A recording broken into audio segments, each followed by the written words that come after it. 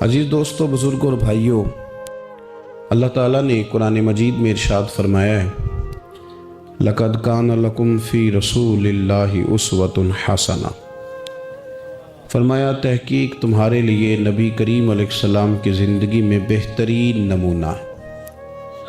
حضور صلی اللہ تعالیٰ علیہ وآلہ وسلم کے زندگی کے جو لمحات ہیں، حضور کی جو سیرت مبارکہ ہے، بہترین چیز تمہارے لیے وہی ہے۔ اگر کسی شخص نے کچھ سیکھنا ہو، کچھ حاصل کرنا ہو اور اپنے شب و روز اس نے اطمینان سے گزارنے ہو، بہت ساری جسمانی ذہنی اذیتوں سے اس نے بچنا ہو، اور اگر وہ چاہے کہ زندگی میں تکلیفیں اور اذیتیں بھی آئیں تو وہ بھی مجھے میٹھی لگیں، اور زندگی کے اندر غربت اور پریشانی بھی آئے تو وہ بھی مجھے سکون ہی دے جائے، تو پھر اس کا بہترین حال یہ ہے کہ وہ رسول کریم علیہ السلام کے طریقوں پہ عمل کرے۔ اگر وہ حضور صلی اللہ علیہ وسلم کے طریقہ ہے مبارکہ پر عمل کرے گا، حضور کے نقش قدم چلے گا، تو اس کے لیے یہ سارا کچھ آسان ہو جائے گا۔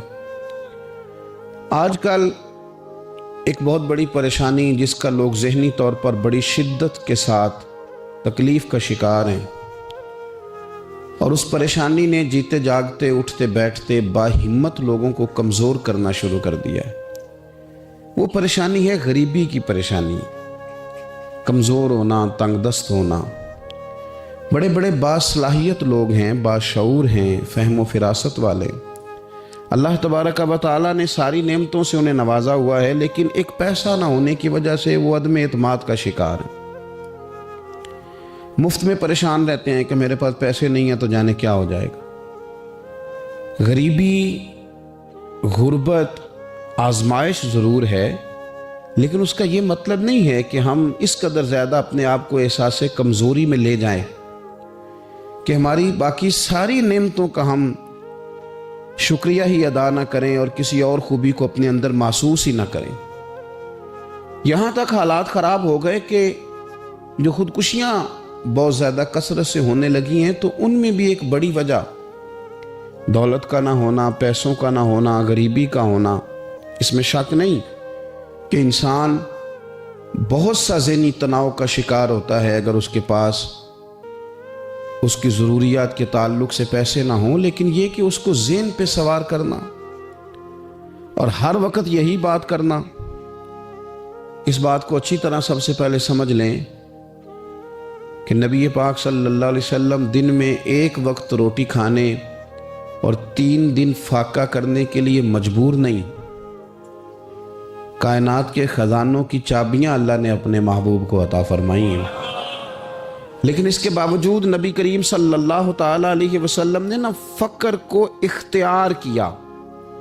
حضور نے غریبی کو پسند کیا، تھوڑے پہ گزارا کرنا، تھوڑے پہ زندگی گزارنا، اس کو ترجیح دی رسول کریم نے۔ یہ جو فقیری ہے نا، فقیری یہ اتنی حسین چیز ہے کہ یہ میرے نبی پاک کی پسند ہے، یہ حضور کی پسند ہے۔ اس فقر کے اندر جو حسن ہے اور اس فقیری کے اندر جو طاقت ہے اور اس کی جو خوبصورتی ہے، اس کو اگر ہم ملاحظہ کرنا شروع کریں اور اس پر ہم تھوڑی توجہ دینے لگیں، تو ہو سکتا ہے بہت سارے لوگ جو غریبی کو اپنے لیے ذہنی اذیت محسوس کرتے ہیں، وہ فقر کو فخر سمجھنا شروع کر دیں، وہ اس کو بطور اعزاز کے اپنے لیے لیں۔ اسی طرح کچھ لوگ ایسے ہیں کہ جو سوسائٹی کے اندر کوئی بڑا مقام نہیں رکھتے، کوئی سیاسی، سماجی، مذہبی بڑا قد کاٹ نہیں رکھتے، وہ بھی اپنے آپ کو بڑا کمزور محسوس کرتے ہیں۔ وہ سمجھتے ہیں کہ شاید دنیا میں بڑا آدمی وہی ہوتا ہے جس کی ایک فون کال پہ سارے کام ہو جائیں۔ ایسا نہیں ہے۔ اگر آپ نے اپنی زندگی کو تقوی کے مطابق رکھا ہوا ہے، اللہ سے ڈر کے وقت گزار رہے ہیں، شریعت اسلامیہ کی حدود کا خیال کرتے ہیں، تو پیسوں کا نہ ہونا یا سوسائٹی میں بہت بڑے مرتبے اور نام کا نہ رکھنا یہ کوئی زیادہ اہمیت نہیں رکھتا، بلکہ اہمیت تو اس بات کی ہے کہ ہم اللہ رسول کی رضا کے مطابق چل رہے ہیں کہ نہیں چل رہے۔ نبی پاک صلی اللہ تعالیٰ علیہ وآلہ وسلم نے جو کامیابی ہمیں بتائی ہے اور جو انتقال کے بعد قیامت کا منظر گزرنے کے بعد ہمارے لیے کامیابی ہے، وہ جنت ہے۔ जन्नती और जहन्नमी बराबर नहीं हो सकते। ला यस्तवी अस्हाबुन नारे व अस्हाबुल जन्ना, जन्नती और जहन्नमी बराबर नहीं, बल्कि अस्हाबुल जन्नती हुमुल फाइजून, ये जन्नत वाले हैं, ये कामयाब होने वाले लोग। जन्नती और जहन्नमी बराबर नहीं, कुरान मजीद ने फैसला किया कि ये बराबर नहीं, बल्कि जो जन्नत में चला गया वो कामयाब हो गया, वो अल्लाह की रहमत के करीब चला गया, खुदा का फजल उसे नसीब हुआ। अब बहुत बड़ी कामयाबी है जन्नत। और हदीस पाक सुनिएगा, ये बुखारी मुस्लिम में मौजूद है। हज़रत इमरान बिन हुसैन रदी अल्लाह ताला अन्हु हदीस के रावी हैं कि रसूल करीम सल्लल्लाहु ताला अलैहि वसल्लम ने इरशाद फरमाया कि मैंने ना जन्नत में अक्सर वो लोग देखे हैं जो दुनिया में फ़कीर थे। जन्नत एक कामयाबी है, जन्नत एक बड़ा मकाम है, जन्नती और जहन्नमी बराबर नहीं। लेकिन हुजूर फरमाते हैं मैंने जन्नत में अक्सरियत फुकरा की देखी है, अक्सर फुकरा की। इतनी दौड़ लगी हुई है माल के लिए, इतनी जद्दोजहद है। हम समझते हैं कि पैसा है तो सारा कुछ ही है, लेकिन हुजूर फरमाते हैं देखें पैसा सबका गलत नहीं, पैसे तो हज़रत सैयदना उस्मान गनी के पास भी बढ़े, हज़रत अब्दुर्रहमान इब्ने औफ के पास भी बढ़े। करने का काम यह है कि हम ना समझ लें कि अल्लाह की तकसीम क्या है। अगर अल्लाह तबारक व तआला ने हमें पैसे दिए तो भी उसकी तकसीम पर राज़ी रहना चाहिए, और अगर वो हमें फ़कीर देखना चाहता है, गरीब देखना चाहता है, और हम समझते हैं कि अल्लाह का फ़ैसला और इसकी हिकमत हमारे हक़ में यही है, तो फिर भी हमें उसकी रज़ा पे राज़ी रहना चाहिए। रसूल पाक सल्लल्लाहु ताला अलैहि वसल्लम फरमाते हैं मैंने जन्नत में अक्सरियत, यानी एक दो चार लोग नहीं, अक्सर लोग मैंने वो देखे हैं जो दुनिया में फ़ुकरा थे, जो गरीब लोग थे।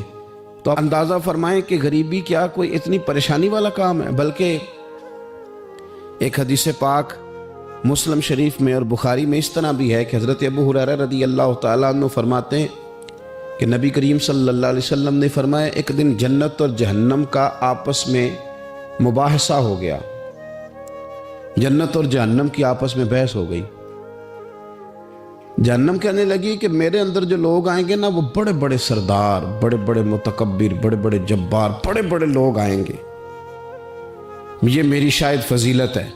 जहन्नम कह रही है जहन्नम कि बड़े बड़े जब्बार मुतकब्बिर वो मेरे अंदर आएंगे, शायद ये वजह एजाज है।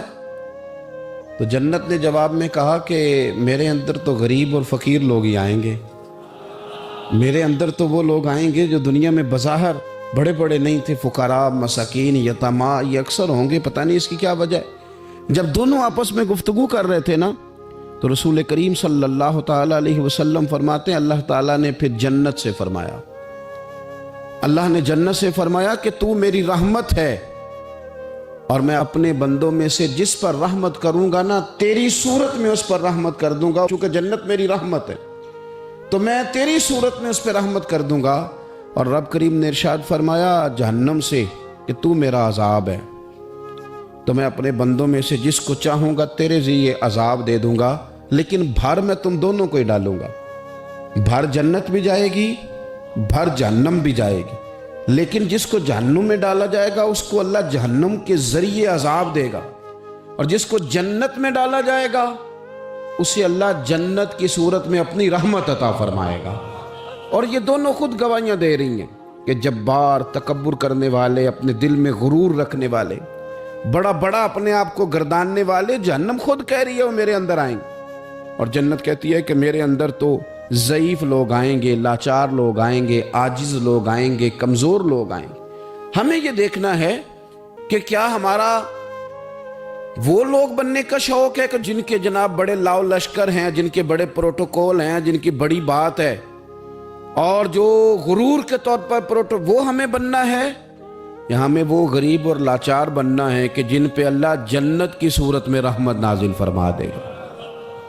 शौक़ बड़ा है लोगों को। आप यकीन करें कि कुछ लोगों को सादी गाड़ी में मज़ा ही नहीं आता जब तक 4-5 मोटरसाइकिल आगे पीछे ना हो। लोगों को उतनी देर तक लुत्फ़ ही नहीं आता जितनी देर तक 15-20 लोग उनके प्रोटोकॉल के लिए मौजूद ना हो। याद रखिएगा कि दुनिया के अंदर तो इंसान अपने आप को बड़ा साबित कर लेगा, 10-15 लोग ज़रूर ऐसे होंगे जो मुंह में उंगलियां डाल लेंगे, उसे देख के मुंह में उंगलियां डाल लेंगे, ہو بڑی شان ہے، بڑی بات ہے، لیکن شان اسی کی ہے جسے قیامت میں معاف کر دیا جائے گا۔ شان اسی کی ہے جس کے لیے رب رسول کی رضا کا پروانہ جاری کر دیا۔ ہاں میرے عزیز، عظمت اسی کی ہے جس سے حساب نہ پوچھا جائے اور اسے بغیر حساب کتاب معاف کر دیا جائے۔ اپنے آپ کو ان لوگوں میں شامل کرنے کی کوشش کریں، اور یہ بھی یاد رکھیں کہ اگر آپ پرہیزگار ہیں اور آپ تقوی والے اور اللہ سے ڈرنے والے، تو نبی پاک صلی اللہ علیہ وسلم نے نا خاص شفقت فرمائی ہے غرباء پر، مساکین پر، خاص شفقت۔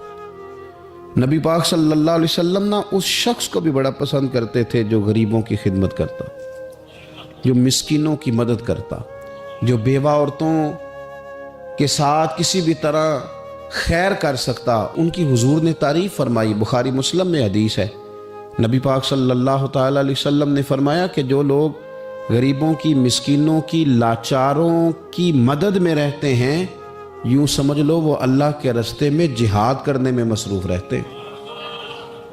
آج بڑی مشکلات ہوتی ہیں، میں نے دیکھا ہے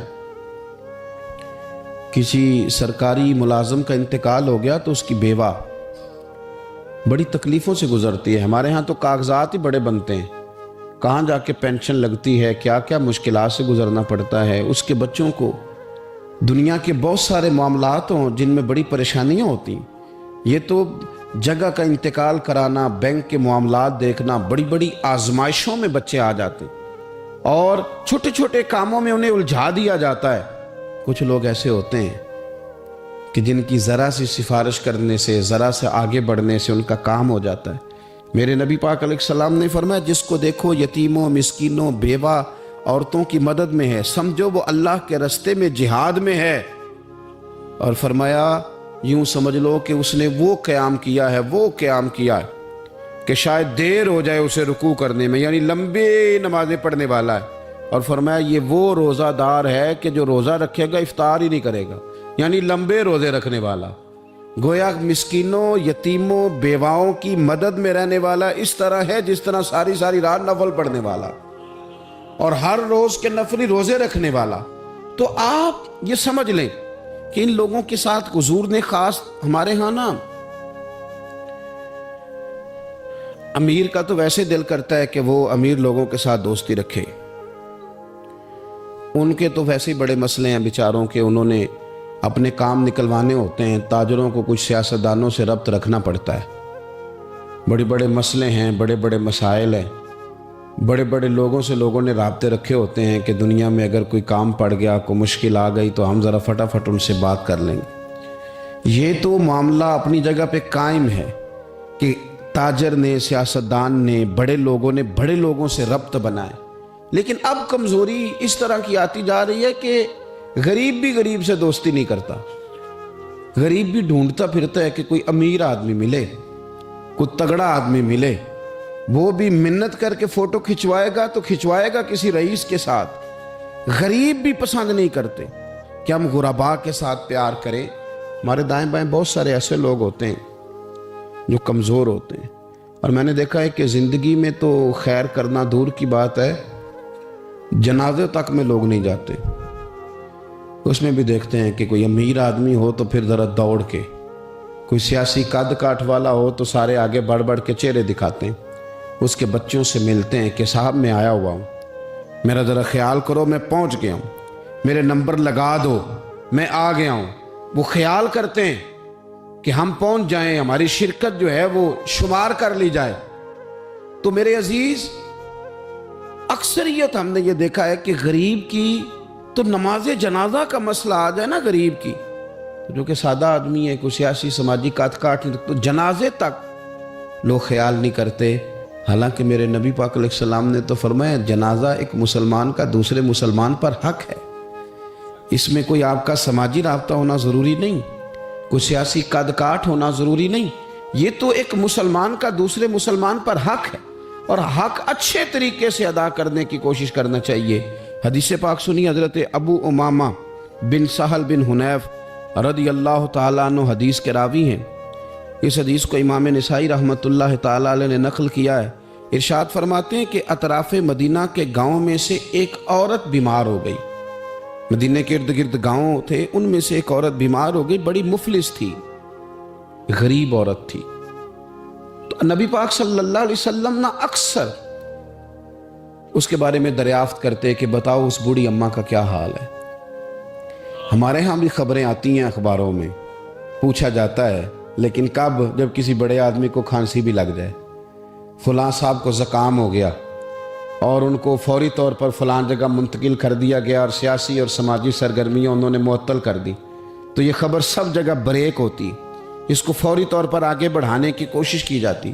ایک غریب عورت ہے، مجبور ہے، اور مدینے کے نہیں، مدینے کے اطراف میں جو گاؤں ہیں ان گاؤں کے رہنے والی ہے، اور اس کے نصیب دیکھو، اس کا مقدر دیکھو، ہر جگہ مدینے والے محبوب کے تذکرے۔ وہ کتنی نصیبوں والی عورت ہے جس کے بارے میں حضور کئی دفعہ پوچھتے کہ اس بیمار کا حال بتاؤ۔ بظاہر اس کا کوئی سیاسی، سماجی، مالی قد کاٹ نہیں، لیکن یوں لگتا ہے کہ اس کا قد حضور کی تیمارداری کی برکت سے، جب نبی پاک نے اس کا پوچھا ہوگا تو یوں لگتا ہے اس کا قد آسمانوں کے برابر چلا ہو گیا، آسمانوں کے برابر چلا گیا ہوگا۔ رسول کریم علیہ السلام بار بار پوچھتے، اور جب اس کے زیادہ بیمار ہونے کی خبر آئی تو حضور نے فرمایا اگر وصال ہو گیا تو مجھے خبر کرنا۔ صحابہ کرام فرماتے ہیں رات کو وصال ہوا، رات کے وقت ہی غسل کفن کر کے اسے مدینہ شریف لایا گیا، لیکن جب معلومات کی گئی تو حضور بظاہر آرام فرمائے، حضور آرام کر رہے ہیں۔ صحابہ نے مناسب نہیں سمجھا کہ نبی پاک علیہ السلام کو تکلیف دی جائے، سرور کائنات صلی اللہ علیہ وسلم کو جگانا مناسب نہ سمجھا۔ لوگوں نے نماز جنازہ پڑھا، اس کو دفن کر دیا۔ حضور نے صبح پوچھا مجھے خبر کیوں نہیں دی؟ بڑے جنازے ہو کے گزر گئے، بڑے لوگ تھے جو چلے گئے، لیکن یہ کتنی نصیبوں والی ہے کہ حضور نے فرمایا مجھے بتایا کیوں نہیں؟ اب مجھے بتاؤ۔ او یارو ذرا غور کرنا، ساری دنیا گنبد خضرا پر، ساری دنیا حضور کی بارگاہ میں سلامی دینے، اور میرے نبی کریم صلی اللہ علیہ وسلم نے کیا فرمایا؟ فرمایا مجھے بتاتے نہیں اس کی قبر کہاں ہے؟ یعنی حضور قبر کا پتہ پوچھے محبوب؟ حضور تو ویسے کسی جگہ قریب سے گزر جائے نا تو اعلیٰ حضرت فاضل بریلوی فرماتے ہیں وہ جس سمت آ گئے ہیں کوچے بسا دیے ہیں، وہ تو علاقہ ویسے ہی مہک جاتا ہے، بس جاتا ہے۔ حضور قبر کہاں ہے؟ اس کا کوئی سیاسی قد کاٹ ہے؟ یہ کوئی بہت بڑے قبیلے کی ہے؟ حضور نے فرمایا دیکھو غریبی کو اعزاز اس طرح دینا، غریبی کے ساتھ رویہ یہ میرا اسوہ حسنہ ہے، اس طرح غریبوں کے ساتھ سلوک کرنا، پھر غریب مایوس نہیں ہوں گے، پھر غریب خودکشیاں نہیں کریں گے، پھر غریب اپنے آپ کو معاشرے سے کٹا ہوا محسوس۔ کہاں ہے اس کی قبر؟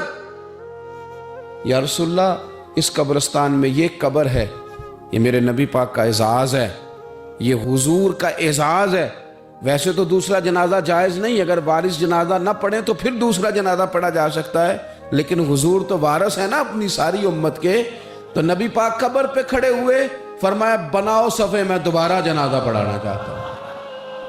ایک دیہات میں رہنے والی مفلس عورت، ایک دیہات میں رہنے والی غریب عورت، وہ بی بی کہ جس کا کوئی بظاہر لمبا چوڑا نام نہیں، کوئی بڑے القابات سے پکارا نہیں جاتا، حضور نے 4 تکبیروں کے ساتھ امام نسائی نے لکھا ہے دوبارہ جنازہ پڑھا ہے، اور لوگوں کو بتایا کہ اس طرح کر کے اگر تم غریبی سے پیار کرو گے نا، ان کی مہک نے دل کے غنچے کھلا دیے ہیں، وہ جس راہ چل دیے ہیں، کوچے بسا دیے ہیں۔ اور کیا خوبصورت انداز ہے فاضل بریلوی کا، کہنے لگے کہ میں مجرم ہوا کا مجھے ساتھ لے لو، کہ رستے میں ہیں جا بجا تھانے والے۔ حضور آپ مہربانی کریں، ایک دفعہ تشریف لائیں، ایک دفعہ تشریف لائیں، میرا بازو پکڑ کے مجھے گزار دیں۔ وہ کتنی نصیبوں والی ہے کہ بن بلائے ہی محبوب اس کی قبر پہ پہنچ گئے ہیں۔ آپ جب تھوڑا تھوڑا نا، زیادہ نہیں تو اپنے ملازمین کے ساتھ ہی، زیادہ نہیں تو جو آپ کے تحت لوگ ہیں ان کے ساتھ ہی ہمارا رویہ ٹھیک ہو جائے۔ ایک صحابی نے ایک دفعہ پوچھ ہی لیا کہ یا رسول اللہ صلی اللہ علیہ وسلم میرا ملازم بڑی ہی غلطیاں کرتا ہے، میرا غلام بڑی غلطیاں کرتا ہے، تو کتنی کو دفعہ معاف کروں؟ کتنی کو غلطیاں ایک دن میں کو کر سکتا ہے؟ 2 دفعہ کر لے گا، 3 دفعہ بھول جائے گا۔ سوال پوچھا نا کہ یا رسول اللہ صلی اللہ علیہ وسلم میرا غلام بڑی غلطیاں کرتا ہے تو کتنی دفعہ معاف کروں؟ تو نبی پاک علیہ السلام نے فرمایا اگر تو نے گنتی کر کے گویا پوچھا ہے تو چلو تجھے اسی طرح ہی بتا دیتے ہیں، حضور کتنی دفعہ معاف کروں؟ فرمایا چل ایک دن میں 70 بار تو معاف کیا ہی کرنا۔ حالانکہ 70 غلطیوں کو دن میں نہیں کر نہیں سکتا، اس نے شمار کر آخر کتنی کو دفعہ معاف کروں؟ نبی پاک صلی اللہ علیہ وسلم نے فرمایا 70 دفعہ تو معاف کر ہی دیا کرنا، 70۔ حضرت ابو مسعود رضی اللہ تعالیٰ عنہ فرماتے مجھے کسی بات پہ غصہ تھا اور میں اپنے غلام کو مار رہا تھا، پیٹ رہا تھا، اور بار بار میں اس پر سختی کر رہا تھا۔ دور سے حضور نے دیکھا اور آوازیں دی، قریب جب حضور پہنچ گئے تو نبی پاک علیہ السلام نے ایک جملہ کہا، فرماتے ہیں پھر دوبارہ میں نے کبھی اپنے غلام پہ ہاتھ نہیں اٹھایا۔ اللہ کے رسول فرمانے لگے جتنا تجھے اس پر اختیار ہے نا، میرے رب کو اس سے کئی گنا بڑھ کے تیرے اوپر اختیار ہے۔ اگر آج اللہ تعالیٰ نے یہ تقسیم کر دی ہے کہ کسی کو تمہارا ملازم بنا دیا ہے، کسی کو تمہارے ماتحت کر دیا ہے، تو اس کا معنی یہ تو نہیں کہ تم اب اس سے پیار کرنا چھوڑ دو، اس پر شفقت کرنا چھوڑ دو۔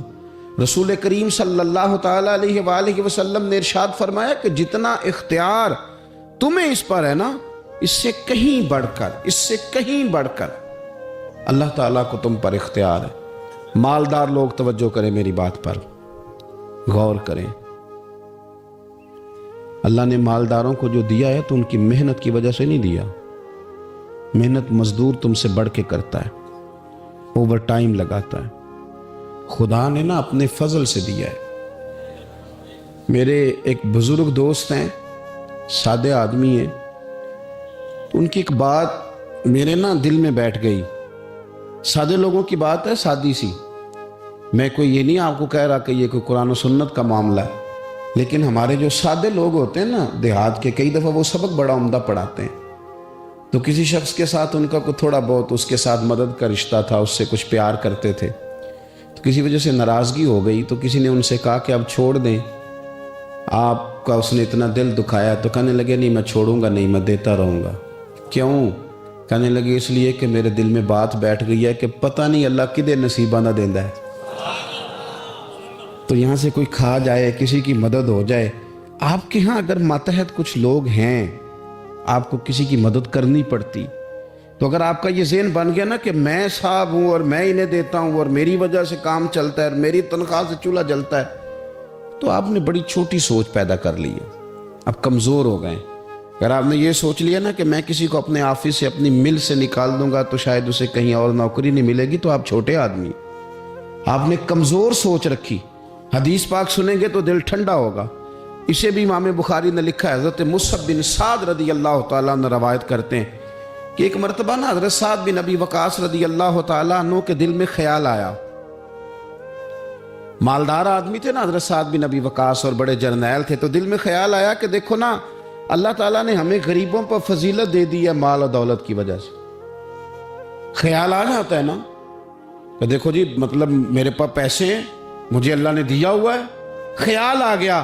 حضرت مصعب بن سعد رضی اللہ تعالیٰ عنہ فرماتے ہیں ان کے دل میں خیال آیا، دل میں خیال آیا کہ دیکھو اللہ نے پھر ہمیں فضیلت والا بنایا، تو اسی لیے اللہ نے ہمیں پیسے دیے نا، اللہ نے ہمیں کچھ بنایا تو پھر ہی اللہ نے دولت زیادہ دی ہے نا۔ تو فرماتے ہیں نبی کریم صلی اللہ تعالیٰ علیہ وسلم نے ان سے فرمایا یاد رکھو تمہیں نا تمہارے کمزور اور غریب لوگوں کے وسیلے کی وجہ سے روزی دی جاتی ہے۔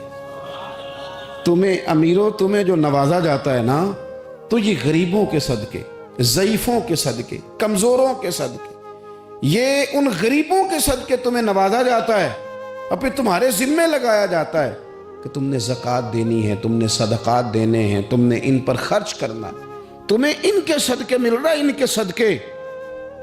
ایک سوچ یہ ہے کہ اللہ نے مجھے مال دیا ہے تو کسی وجہ سے دیا ہے، اور ایک سوچ یہ ہے کہ میری فیکٹری میں پتہ نہیں کون سا غریب لوگ ہے جس کی وجہ سے فیکٹری چل رہی ہے۔ ایک سوچ یہ ہے کہ پتہ نہیں میرے آفس میں کون سا ایسا شخص ہے جس کی وجہ سے نظام چل رہا ہے، اور ایک سوچ یہ ہے کہ میں جاگیردار ہوں تو پتہ نہیں کون سا کسان ہے جو میرے پاس کام کرتا ہے تو اس کی وجہ سے اللہ مجھے بھی روزی دیتا ہے۔ نبی پاک صلی اللہ علیہ وسلم نے امیروں کو یہ سوچ بنانے کا کہا کہ یہ سوچ بناؤ کہ ہمیں رب جو دیتا ہے وہ کمزوروں کے صدقے دیتا ہے، وہ غریبوں کے صدقے دیتا ہے۔ اگر یہ ذہن بن جائے، دیکھیں نا، یہ کاریگر ہے اور یہ اچھا نظام چلانے والا ہے، ایڈمنسٹریٹر بہت اچھا ہے، مینیجر بڑا اچھا ہے، یہ نکل گیا تو خرابی ہوگی۔ ایک ذہن یہ ہے، اور اگر ذہن یہ بن جائے کہ یہ بندہ غریب ہے، یہ مجبور ہے، یہ تنگ دست ہے، اس کے چھوٹے چھوٹے بچے ہیں اور مجھ سے تنخواہ لے کے جاتا ہے تو اس کا کام چلتا ہے، اگر یہ چھوڑ کے چلا گیا نا تو ہو سکتا ہے جو اس کے ذریعے رزق آتا ہے وہ نہ آئے۔ اگر یہ ذہن سازی بنے تو پھر میرا خیال ہے کوئی بھی امیر آدمی کسی غریب کو رسوا نہیں کرے گا، پھر کوئی بھی کسی کے لیے اس طرح کے لفظ ادا نہیں کرے گا کہ جس کے اس کی عزت نفس مجروح ہو۔ ہم اگر یہ تھوڑا تھوڑا کر کے رویہ اپنے دلوں کے اندر پیدا کرنا شروع کر دیں اور تھوڑی تھوڑی محبت کو بڑھانے لگے تو آہستہ آہستہ ہمیں محسوس ہوگا کہ ہم کوئی ظرف کو اونچا لے گئے ہیں، ہمارے دلوں کو اللہ نے نرم کر دیا ہے۔ ہمارے ہاں نا سوسائٹی میں کچھ سیاسی سماجی لوگ ہیں جن کی سفارش چلتی ہے، جو نامی گرامی ہوتے ہیں، جو علاقے کے معروف لوگ ہوتے ہیں، جو اشراف اپنے آپ کو سمجھتے ہیں، قبیلوں کا بڑا جانتے ہیں۔ وہ یاد رکھیں کہ اگر تو وہ قبیلے کے بڑے اس طرح بنے ہوئے ہیں کہ وہ لوگوں کے ساتھ پیار کرتے ہیں تو پھر تو ان کا اجر زیادہ ہے، لیکن اگر وہ بڑے بنے ہیں اور اس رنگ میں بڑے بنے ہیں کہ وہ تکبر میں آ گئے ہیں، اس رنگ میں بڑے بنے ہیں کہ انہوں نے غلط سیاستیں کی ہیں، انہوں نے قوم کا مال کھایا ہے، وہ اس طرح سے اقتدار کے ایوانوں تک پہنچے ہیں کہ انہوں نے پھر کچھ نہیں دیکھا کہ مجھے کچھ خریدنا پڑ رہا ہے کہ کچھ بیچنا پڑ رہا ہے۔ غلط طریقے سے وہ لوگ آگے آگے سیاسی بن گئے، سماجی بن گئے، لوگ سلوٹ کرنے لگ گئے، اور کچھ بیچارے غریب ایسے ہیں کہ جن کو کوئی 1 کلو چینی بھی ادھار نہیں دے رہا۔ تو اب بظاہر اس غریب کو مایوس نہیں ہونا چاہیے، اس کو شریعت یہ نہیں کہتی کہ تو کمزور پڑ جائے اور تو کہے جی شاید میں تو بیکار ہی معاذ اللہ دنیا میں آ گیا ہوں، کوئی نام نہیں جانتا، کوئی قد کاٹ نہیں، کسی اونچی کرسی پہ بٹھایا نہیں جاتا، کبھی میرے گلے میں پھولوں کا ہار نہیں ڈالا جاتا، کوئی میرے آنے پر کھڑا نہیں ہوتا، میں بھی کوئی سیاسی سماجی ہوتا، میں بھی کوئی مال و دولت والا ہوتا۔ یہ سٹیٹس کی کمزوری بعض غریب لوگوں کو کمزور کر دیتی ہے، ذہنی طور پر پریشان رہنے لگتے ہیں۔ اور کچھ لوگ ہمارے ہاں یہ زیادتی بھی کرتے ہیں، وہ کہتے ہیں سارا پنڈ مار جائے، ماڑے دے بچے دے چودھری نہیں نہ بننا۔ تو میں کیا کرتا ہوں، یہ مایوسی ہے، یہ آپ نے غلط بات کی۔ یہ تو اللہ کے نظام قدرت میں بات ہے، رب جب چاہے جس کو چاہے جہاں چاہے اپنے فضل سے پہنچا دے۔ آپ حدیث پاک سنیں گے اور اس حدیث پاک کے جو خوبصورت پہلو ہیں اس پر آپ غور کریں گے۔ حضرت سیدنا سہل بن سعد انصاری رضی اللہ تعالیٰ عنہ فرماتے ہیں ہم نبی پاک علیہ السلام کی خدمت میں حاضر تھے تو ایک شخص قریب سے گزرا، تو حضور نے اپنے پاس بیٹھے ہوئے ایک شخص سے فرمایا اس کے بارے میں تیرا کیا خیال ہے؟ تو اس نے عرض کی حضور یہ بڑا لوگوں میں معزز آدمی ہے، بڑا اس کا اکرام ہے۔ ہوتے ہیں نا لوگ سیاسی ہیں، سماجی ہیں، بڑی اتھارٹی رکھتے ہیں، بڑے سردار ہیں، بڑے چودھری، حضور اس کا بڑا مقام ہے۔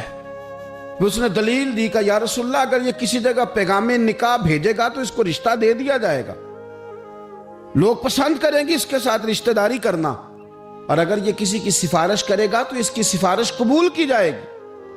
تھوڑی دیر گزری تو رسول کریم صلی اللہ تعالیٰ علیہ وآلہ وسلم کے قریب سے ایک دوسرا آدمی گزرا، تو حضرت سہل بن سعد رضی اللہ تعالیٰ عنہ فرماتے ہیں کہ نبی پاک علیہ السلام نے اسی پاس بیٹھے ہوئے شخص سے فرمایا کہ اس شخص کے بارے میں تیرا کیا خیال ہے؟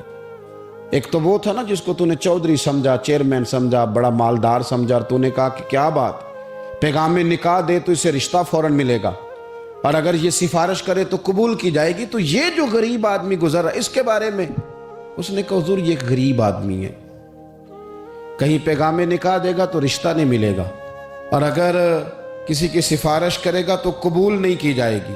یہ ایک سیاسی سماجی ہے، قد کاٹ والا ہے، برادری قبیلے میں نام رکھتا ہے، اس کی سفارش بھی سنی جائے گی، رشتہ بھی ملے گا، لوگ اس کی بات بھی سنیں گے۔ اور یہ جو دوسرا گزرا یہ غریب ہے، اس کو تو کوئی رشتہ دینے کو تیار نہیں، سفارش سننے کو تیار نہیں۔ دونوں کے تذکرے ہو گئے، رزلٹ میرے نبی پاک نے سنانا تھا۔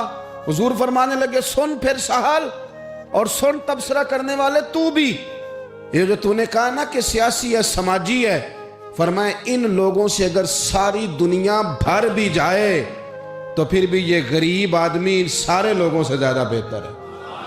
جن کو تم سیاسی سماجی چودھری بڑے جانتے ہو نا، یہ ایک غریب ہے، تنگ دست ہے، بظاہر تم اس کو منہ نہیں لگاتے، لیکن اگر ساری دنیا ان لوگوں سے بھر جائے تو یہ جو غریب آدمی ہے یہ پھر بھی ان سے زیادہ فضیلت والا ہے۔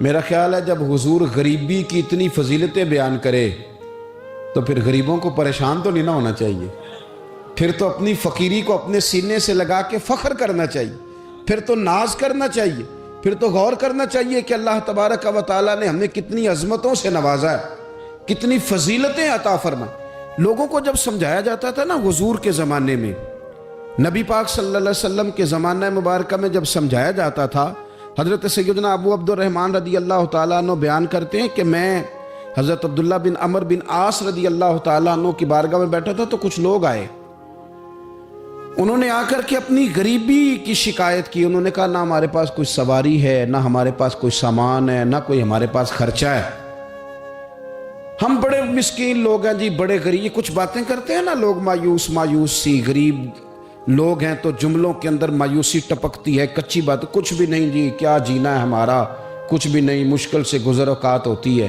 او خدا کے بندو، جن لوگوں کا آخرت پر یقین ہو اور تربیت حضور کے اسوہ نور سے لی ہو، وہ اس طرح کی کمزور باتیں نہیں کرتے۔ وہ حضرت مولا علی شیر خدا سے کسی نے کہا کہ آپ نے مال کیوں نہیں کمایا، چلو حلال ہی کما لیتے، تو حضرت مولا علی فرمانے لگے مال حرام ہو تو عذاب ہوتا ہے، حلال ہو تو حساب ہوتا ہے۔ حرام ہو تو عذاب ہے، حلال ہو تو حساب ہے۔ ہم دونوں کام ہی نہیں کرتے، ہم حلال بھی اکٹھا نہیں کرتے، وہ عذاب نہ ہو تو حساب تو اس کا بھی دینا ہی پڑے گا نا، ہم یہ کام ہی نہیں کرتے۔ تو کچھ لوگ حاضر ہوئے حضرت عبداللہ بن عمر بن عاص کی بارگاہ میں، اور انہوں نے آ کر کے عرض کی حضور نہ سواری کوئی، نہ کوئی خرچہ، نہ کوئی رہنے کو جگہ، نہ ہمارے پاس کوئی اور سہولیات۔ حضرت عبداللہ بن عمر رضی اللہ تعالیٰ عنہ فرمانے لگے بڑے پریشان ہو، ایک بات نہ کر لو تم سے؟ وہ غریب کہنے لگے حضور کر لیں۔ فرمایا اگر تم چاہو تو میرے پاس آ کے رہ جاؤ، جتنی چیزیں تم نے کہی ہیں نا اللہ میسر کرے گا، تمہیں دیں گے۔ اور فرمانے لگے اگر تم کرو نا صبر، اگر تم کرو صبر اور اپنی اس غریبی پہ راضی ہو جاؤ، اپنی اس فقر پر تم اگر راضی ہو جاؤ، صبر تمہیں آ جائے، تو پھر سنو میں نے نبی پاک صلی اللہ تعالیٰ علیہ وسلم کو فرماتے سنا ہے کہ فقیر لوگ امیروں سے 40 سال پہلے جنت میں چلے جائیں گے۔ اگر تو تم جو مایوسی بتا رہے ہو وہ تم سے صبر نہیں تمہیں ہونے دیتی تو آ جاؤ، تمہیں مال دیتے ہیں۔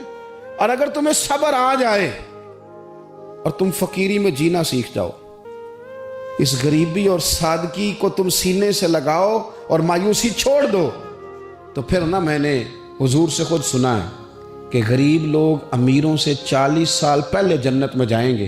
اب تم بتاؤ کیا کرنا ہے؟ زمانہ تھا نا رسول پاک کا، اور لوگ وہ تھے نا جنہوں نے تازہ حضور کا دور دیکھا تھا، تو بے صبرے نہیں تھے، وہ روتے نہیں تھے کہ پیسے نہیں ہیں تو پتہ نہیں کیا بنے گا۔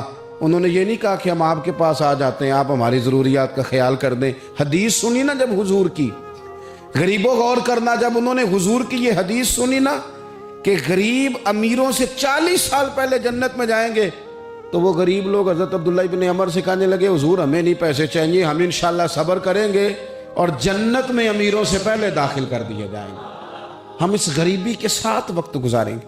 تو بہت زیادہ مایوسیوں سے باہر آئیں، بہت زیادہ پریشانیوں سے باہر آئیں، ہر وقت رونا اور ہر وقت یہ احساس، زندگی ہے کتنی کو سال ہے، تھوڑا سا وقت ہے، اللہ جس حال میں رکھے اس حال میں راضی رہ کے مزے کے ساتھ جی کے اپنا رخت سفر باندھنا چاہیے۔ ہم اتنی مایوسیوں میں گھر گئے ہیں، اتنی مایوسیوں میں۔ دنیا کا سب سے بڑا انعام دولت نہیں، دنیا کا سب سے بڑا انعام ایمان ہے، رسول پاک کی غلامی ہے۔ جسے یہ شان ملی ہوئی ہے اسے پھر ناز سے جینا چاہیے۔ تو عزیز دوستو، ایک تو یہ کہ غریب لوگ احساس پیدا کریں کہ ہم نے غریب ضرور رہنا ہے پر مایوس نہیں رہنا، ہم نے احساس ضرور کرنا ہے لیکن ہم نے احساس سے کمتری کا شکار نہیں ہونا۔ اور امیر بھی غور کریں، اگر وہ تھوڑا سا غریبوں کی طرف ہاتھ بڑھائیں گے تو ان کے رزق میں برکت ہی ہوگی، ان کے ذریعے سے انہیں زیادہ ہی نوازا جائے گا۔ اللہ کے حضور دعا ہے مالک کریم ہمیں سمجھنے کی توفیق عطا فرمائے۔ آمین۔ آخر دعوانا ان الحمدللہ۔